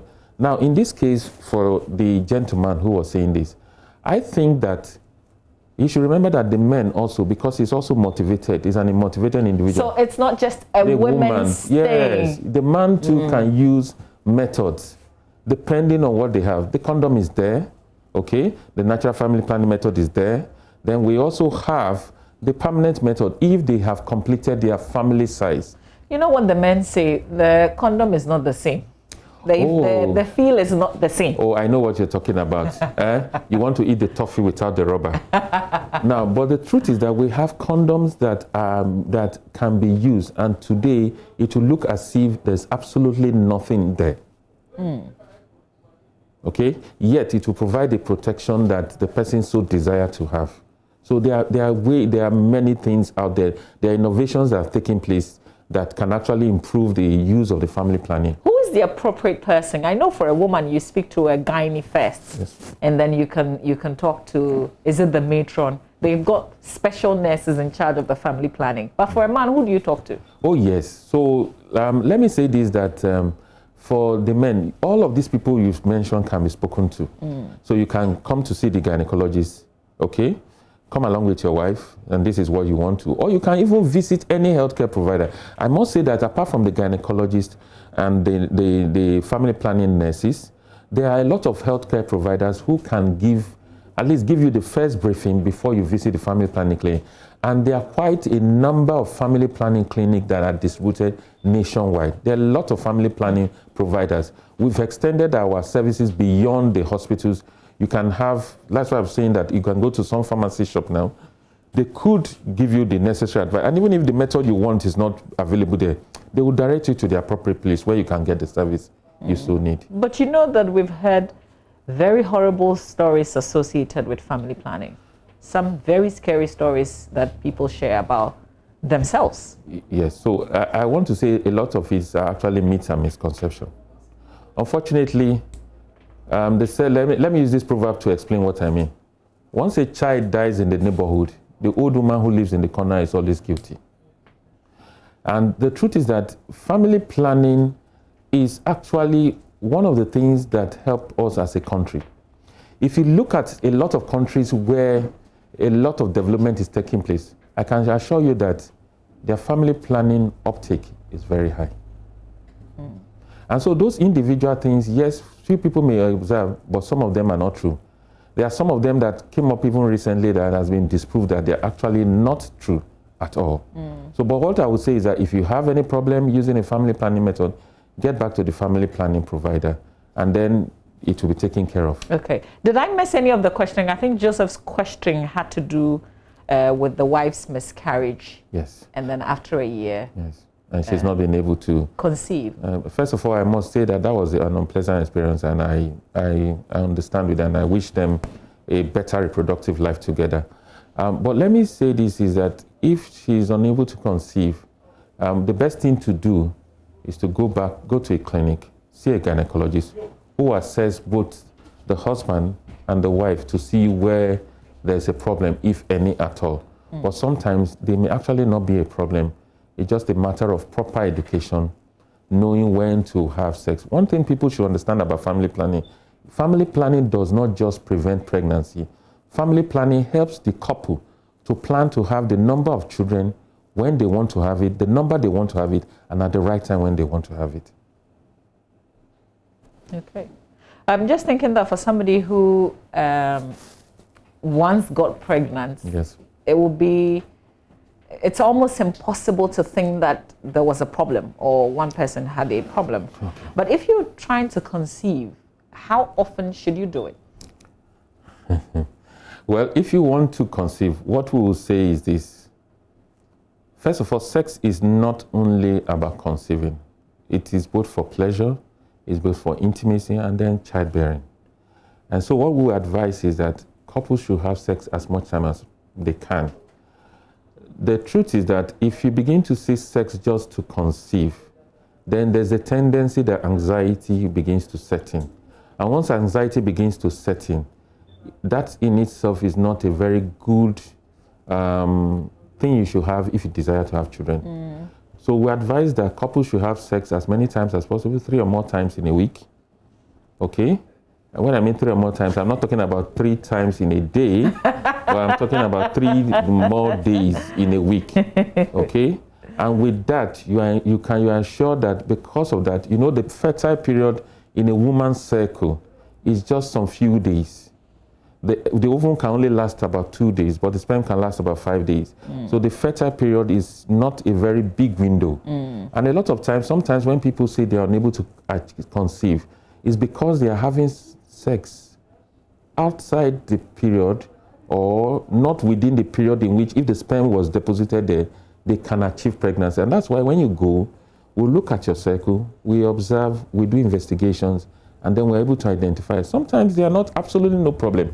It's just wrong practice, wrong timing, and then you advise, and then you can. Okay. Did I miss any of the questions? I saw you noting a few things down. If I missed any of the questions. The man from WA was asking a question about what time is it that you can have, it's safe. Yes. So like I said earlier on that the safe period varies from one woman to another. It is not the belief to say that it's day 14. There's this belief that every woman ovulates on day 14 of their cycle. That's not true. Oh. It's absolutely not true. Okay? But we can anticipate within which period you should have. That is why when you go there, they look at your menstrual cycle and then they'll say, okay, for you, we think that from so and so days to so and so days is this. And then on the basis of that, you are given or shown the way you can use the natural family planning. Actually, the natural family planning method has been simplified. And that's why I was talking about the cycle bead. It's simplified. Even if you can't use the cycle bead, there's a way you are taught how to use your calendar method. There's a way you can taught how to use the cervical mucus to determine when it is appropriate for you to. So it can be determined, but you must go to a trained healthcare provider to give you that counsel. This is not 100% though. There's a possibility that this could fail and you still could get pregnant. You can be on IUD and get pregnant. Absolutely. No family planning method is 100% effective because it's man-made. But we know that, for example, if you are using IUD, if 100 women should use IUD today, less than 0.01% of them will get pregnant. Oh, okay. I'm very confident with that. Yes. And that is why up till now, it's not failed you. No, it hasn't. But sometimes when you read other people's experiences, sometimes you read what other people say, and then you are mindful of what you're on, and you say, this could fail. Well, the truth is that people like you who are using it and who are having a good experience, we need to hear more of you. Because that is actually what is happening. When we talk about method failure, it's not that they can't fail. Yes, they can fail, but the failure rate is very low. And that is why if you go to the family planning clinic, I'm sure the day you went there and you saw the number of people who were coming there, you're like, whoa. So this number of people actually using it. Yes, there's quite a large population using. But you say 25% of married women in Ghana are using it. Yes. And those who are supposed to, you explained to say those who are sexually active. Yes. 2 things. You were talking about what the benefits that you could derive from, apart from spacing out and also preventing, if you're using the condom, sexually transmitted diseases. How early can I introduce my child to family planning? There's the issue, and anytime this comes up, there's the issue of, am I not rather saying to the child that you can go ahead and have sex, just don't get pregnant? Okay, like I said earlier on, that family planning helps to achieve pregnancy at the right time and to prevent pregnancy. Currently in Ghana, 61% of adolescents who are sexually active are not using a family planning method. 61%? Yes. So that's quite a large number. Now, one of the things we need to know is that knowledge empowers people. Knowledge does not necessarily make people to do things wrong. I'll give you an example. You know about electricity, you know which is red, which is neutral, which is live. That does not necessarily mean that you're going to be playing with electricity. But when you come in contact with electricity, you know which wire not to touch so that you don't get burnt or suffer an electrocution. The knowledge and education of people on family planning has been shown that, especially with adolescents, when they are empowered and given that knowledge, that does not necessarily mean that they become sexually active. Our work in Ghana has shown that the number of adolescents today who get pregnant or who end up stopping school is reducing because they are becoming more educated, they are becoming more knowledgeable, they know what to do to prevent, they know now that they can actually abstain from sex, they are much more focused. So the truth is that giving them that knowledge does not mean they're going to be sexually active. Okay. So at what age? Is there an age? What I would say is that when it comes to sexuality education, the earlier you start to teach your parents, the better. They vary. What information you provide for them are age specific. And so as early as possible, you should start. For example, in my house, I've had a conversation with my kids. And I remember one of those days, my daughter came to me and said, "Daddy, what is condom? What is it used for?" At that time, she was about, I think, 8. Okay. I think 8. So should you wait for them to be curious and ask the question and then? No, you should start that conversation. Actually, and the research that has been done, I did a research also, is that most children have shown that they prefer their parents to be the first person to have that education with them. The education does not necessarily mean you're going to tell them, "Hey, do this." No, don't. But you make them to understand. Because one thing with adolescents is that as they begin to age, their peer begin to become an important person in their life that plays an important role. And if you as a parent don't give them the right information, they would obviously get that information from their peers. And sometimes it may be wrong. I know parents sometimes find it difficult to do this, but with training, we can get parents to know how to have this discussion with them, and then they can obviously do the right thing at the right time. Okay, we have to go, but I did stop you at some point, so I want to give you the opportunity to continue when you're talking about the benefits. Yeah, now, so like I was saying, that it can prevent ovarian cancer, it reduces the risk of ovarian cancer, it reduces the risk of endometrial cancer. These are cancers that affect women. Now, it's also been shown that some conditions like what we call polycystic ovarian syndrome, which means like the ovaries are ballooning up and also affecting the woman's cycle, can be used for it. It can also be used in the management of a condition called endometriosis. Now, it's also been shown to reduce the risk of colorectal cancer in women. A lot of the women who use this contraceptive method also have a reduced risk of having some certain kinds of what I'll call non-malignant, non-cancerous breast condition that may affect women. Okay. So there are quite a number of benefits they have. Even for people who are sicklers using certain family planning method, it reduces their risk of getting crisis. Women who continue to bleed or have a heavy bleeding, we can use it to reduce their bleeding and then reduce the risk of having anemia. So there are quite a number of benefits. You're not just preventing pregnancy. They prevent pregnancy, or prevent pregnancy. Some prevent a sexually transmitted infection. Then in addition to this, large number of conditions that it can address. So, but I will not say just because I've said this about this, you just go and use it for that. No, you have to see a healthcare provider together in consultation with the healthcare provider, then the decision is made.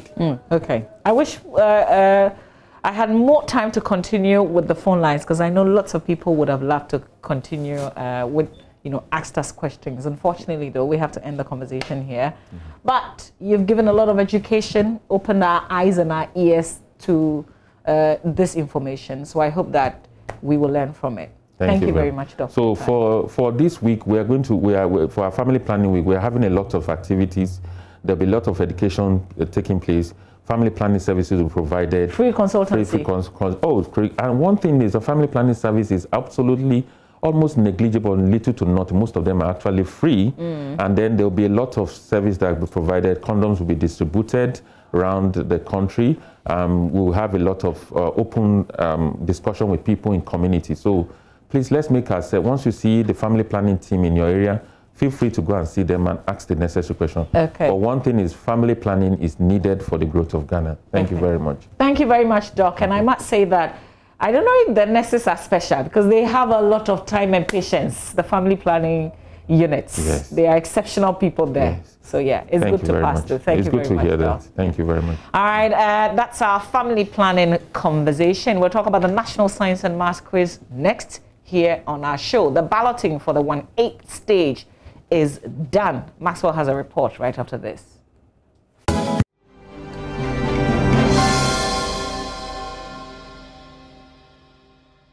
big thank you to Bright Senior High School in Kokron Tumi, Adonko hand sanitizer, Adonko next level drink, and then also DBS Roof. And we'll bring you the National Science and Maths Quiz, both the competition and all the conversations around it. This morning, my colleague Maxwell Agbagba is here to tell us about how the balloting went yesterday. Maxwell, good morning. We've got 27 competitions. Yes, exactly. So we have 27 contests coming up at the 1/8 stage, and we have three competing schools in each contest. Okay. We're going to have 4 days for these, contests to actually take 4 place. days Yeah. for the 27 contests. Yeah, to take place. And then from there, move on to the quarterfinals and then semifinals and then the grand finale. So yesterday was the balloting. It was just open to the organizers, but everything was streamed, live. So you had, people watching virtually, of course, because of COVID-19 and all of those things. Yeah. And the reactions, as expected, some of the contests, although it's the 1/8 stage, some of the contests have generated a lot of talk we will come on to social that. media already. We'll come to that, but we know that 27 schools were seeded. Exactly. They didn't have to go to through the prelims by virtue of their qualification to the quarterfinals in the previous contest. Okay. So if you got to the quarterfinals in 2019, then you didn't have the go through the chore of going through the regionals and then the prelims. You start from the quarterfinals. Okay. And then we had 40 schools come through as winners. Exactly, from the preliminaries. From the prelim stage. Yeah. Okay. So these are 40 preliminary winners, and then we have 14 first runners up also joining at this stage. So for the pots, we have pot A, pot B, pot C. Okay. And then pot A mainly seeded schools as we already mentioned that got to the quarterfinals in the previous competition, and then pot B made up of mainly preliminary winners, and then pot C first runner up. Okay, so all the English that Maxwell has spoken. This is how I say it. It's like getting second class, whether upper or lower. Exactly. Yeah. So aside from the seeded school, the rest, we can. They all came from prelims. Let's just say that.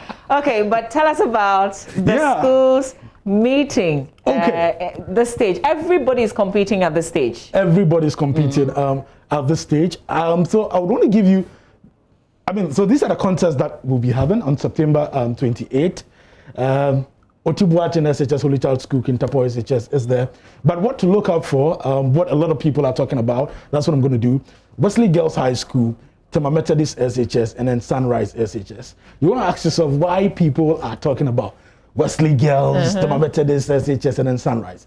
Sunrise SHS because they caused an upset, in the 2018 competition with Opokuwari School.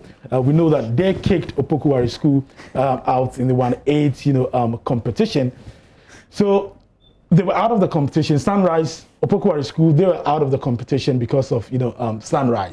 And it was the first time they were coming into the competition. So in 2018 they came huge upset, kicked out of Opokuwari School. So that's how come we know of Sunrise SHS. Okay. And then Tema Methodist SHS. Sunrise is in the Volta region. It's in the Volta region. Yes. Becky's school, actually. And then Tema Methodist SHS, NSMQ debutants. First time at the national competition. We know that they qualified after beating Our Lady of Mercy and then Holy Trinity Cathedral. They qualified with about 39 points. Okay. Yeah. Wesley Girls High School, we know them from the 2019 competition.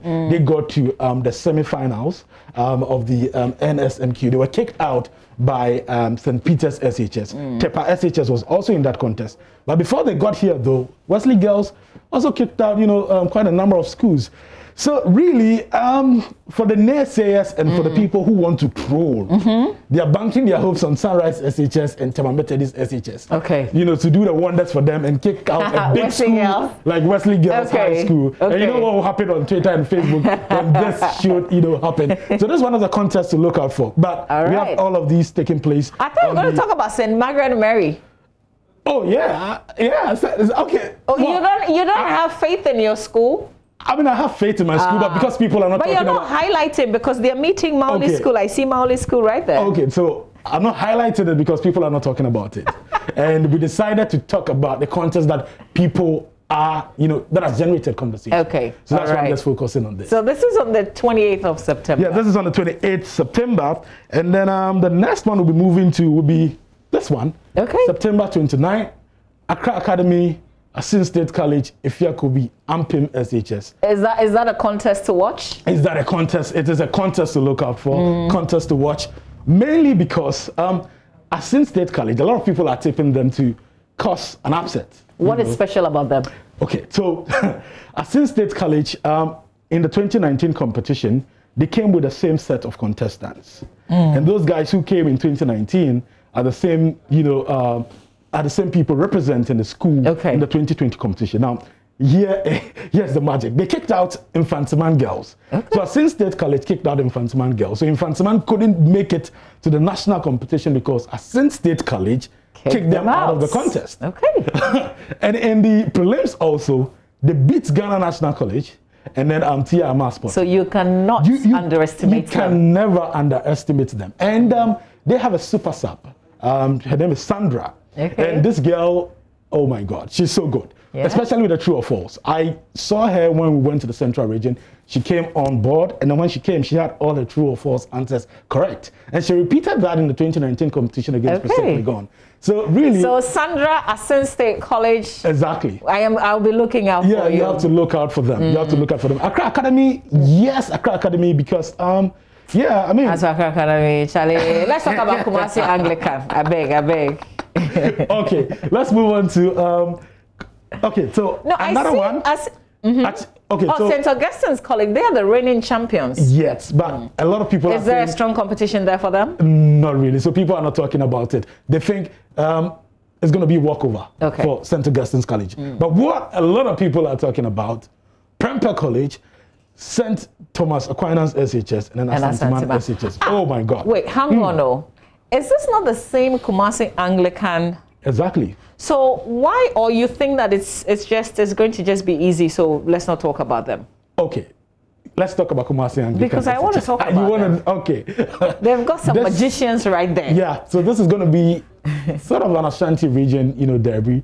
Edu Jemfi SHS, they came up against Kumasi Anglican SHS in the prelims. Kumasi Anglican kicked them out. It was a walkover for them. And we know that Kumasi Anglican SHS, they had the highest score when it comes to the prelims. They actually, they got 74 points. The second place school was St. Thomas Aquinas. They had, that was 65 points. Okay. So really, even the gap is huge.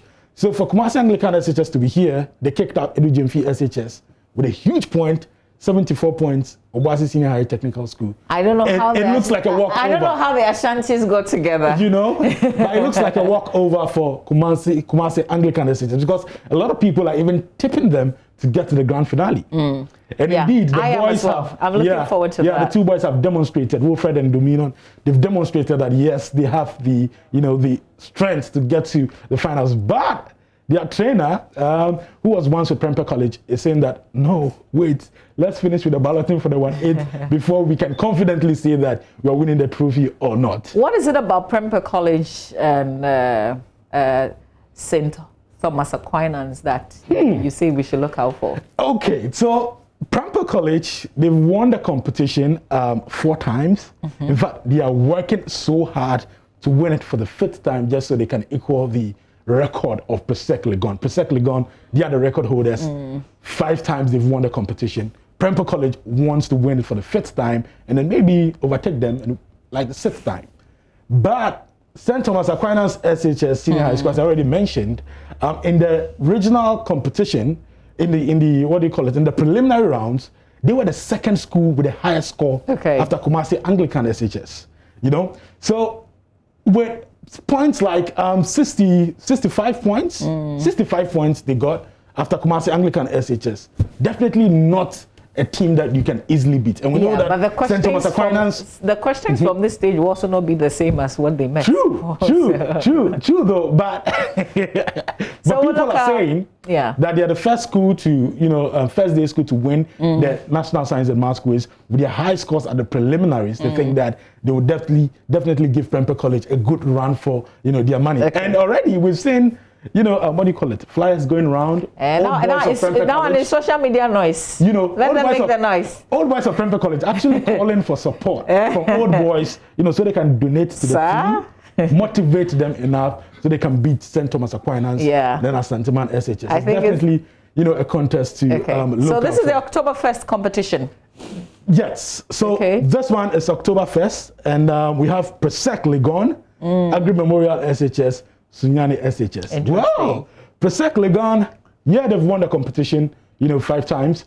At the regional championship that was held, they won the regional championship. Okay. Fine. They've won the NSMQ 5 times. Looking forward to.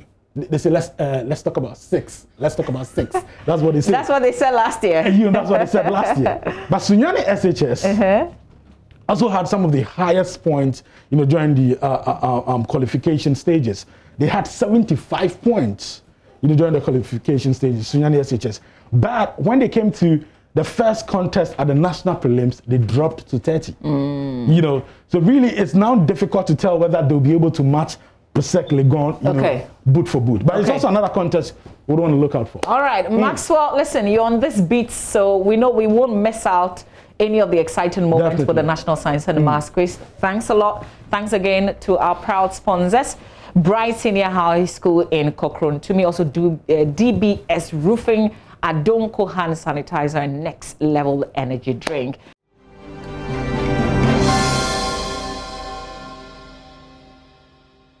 Now, let's take the national conversation to patrons of a newspaper stand.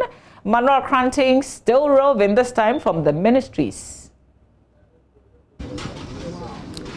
Yes, Mama V, I'm at the ministries, and it's that segment from the stands where we bring the microphones to the newspaper stands and allow regular people, regular citizens express their opinions really on the stories that are making headlines. What the newsmakers keep making the news. What are the news consumers thinking about the news that are being, you know, churned out by the newsmakers? I'll get a bit closer now. I see 2 people already busily, you know, feeding on the headlines this morning. Good morning, gentlemen. Good morning. Great. I mean, it's a really busy day on the stands from His Excellency the President talking about, you know, elections being peaceful and promising the world to the striking nurses. And so, which ones are really interesting to you? Well, pregnant woman dies with baby over nurses strike. What? So that's from the Chronicle newspaper. It says pregnant woman dies with baby over nurses strike, and the police hospital is really tight-lipped. What? You think that this was avoidable? Oh yes, really avoidable. It's avoidable because if the government had listened to the nurses, I think this problem would have been avoided for very long. Because I understand this thing started 2016 or 2015 thereabout. And the government is very adamant, I think maybe from the previous government, very adamant. And as a result, it has actually communicated to this kind of unfortunate situation. So I think it could have been avoided if proactive measures have been taken early enough to, you know, solve this problem. You think proactive measures would have been better for proactive measures to be taken? But people make a point that, well, yes, you are asking for your due, but really, can't we put a human face to it so that at least we leave maybe a few nurses behind to take care of emergency issues? Well, I think the nurses are all human beings. You see, the moment you leave somebody behind, others may declare him or her as a black sheep, trying to, you know, destroy their collective movement. So I believe, well, it's been something which has been happening for quite a long time. Whoever remains back is taken to be somebody who doesn't like what is actually happening to people. So I believe, well, it's something we have to look at it again. Great, it's something we have to look at it. You were telling me earlier that you think that we could have put a human face to it, at least a few nurses behind. He thinks that, you know, let's leave no one behind. We are all, you know, bargaining for our due. Who is going and who is staying back? I think we are talking about human lives here, and the baby is supposed to be saved. And concerning the strike, the baby is supposed to save. I think there should be like about 3 volunteers, nurses at the hospital to attend to emergencies. Yeah, I think, yeah. But he makes a very critical point of who should go and who should be behind. If the teachers, for instance, I mean, all of them are going to go. So why is it that when it's nurses, somebody should stay behind? With teachers and nurses, it's a vast difference. For nurses, we are talking about lives, and with teachers, is schooling and just teaching. Nobody really dies directly. Nobody really dies directly. You get my point. And with the nurses going on strike, I think is to waking up the government. The government has to get some wake up call. The government has to get some wake up call. But with a pregnant woman coming to the hospital and there's nobody there to attend to, is serious. It's very serious. He's making a very critical point, and that's bringing out the humanness really in us, so that it's almost like we are sacrificing people's lives to demand our allowances, which really, I'm not sure you would agree with that. Oh, no, I wouldn't agree with that, because the teachers are equally important. They even train the doctors, the nurses, and everybody. So if something happens to the nurses, equally the same thing applies to the teachers. Because if your teacher and your leadership declares strike, and you are left behind, your friends will actually get annoyed with you, and even they can beat you up, because they are all essential services providers. So I believe that argument is untenable. It's untenable. People make a point that, I mean, they were already at the negotiation table, and so, I mean, they could have just stayed a bit longer there without having to embark on this strike that they've. Now we're seeing one of the papers reporting that a court has placed an injunction on striking nurses, orders them to return to the hospitals. Oh, you see, actually, when it happens like that, even though the court has placed the injunction on them, I don't think they received the injunction early enough to actually, call off that particular thing. You see, if somebody is suffering and you don't want to hit to that particular person, in fact, he becomes so much annoyed, and in fact, he can do anything at all. Because from reliable sources, this thing started 2015, and their condition of service actually are not being the best. We'd have to take a break now, but before we go, is there anything that is there anything that you think that government could be doing to better the health sector so that some of these things don't repeat themselves? Oh yeah. I believe government has to, what they've thought they have been demanding. These allowances, government, for some time, call them, talk to them, and then give them something, so that even if you cannot give them everything, at least substantial amount of something can be given to them, so that they know exactly if you are giving them human face, whatever at all they are demanding. Great. In 30 seconds, you also. Okay. I think the government can support them with, as my elder man is saying, can support them with allowances and also accommodation and something that will make them comfortable, because nurses are really important. Nurses and doctors, they are really, really important in this world. So these are the concerns from the stands this morning. Generally, government needs to put a bit more of attention to the welfare of the nurses, as they are saying. He was also earlier saying that we should have at least put a human face and left a few volunteer nurses. This is what you're having, real live reactions to the headlines from here at Ministries. We're going to take a break now. When we return, we have showbiz. Don't go anywhere.